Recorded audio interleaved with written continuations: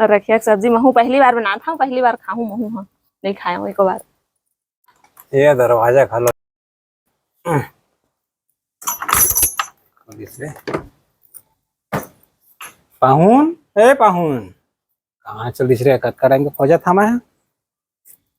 ए पाहुन चाय बना दे तो, कहाँ चलिस रे? ये देख लेती बार हवेगा क्या करत है? सब्जी काटा था। सब्जी लौकी ऐसा दिखा थे। लौकी नो है क्या रखिया है हैं?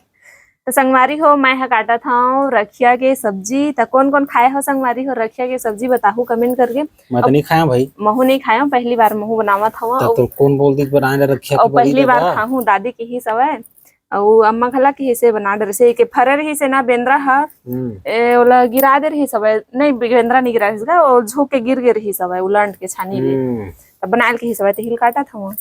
तो पहली बार सुना था मैं रखिया की बड़ी सुने हूँ, रखिया का साग पहली बार सुना था। महू हाँ सेम टू सेम देखा था मैं नहीं खा भाई रखिया का साग।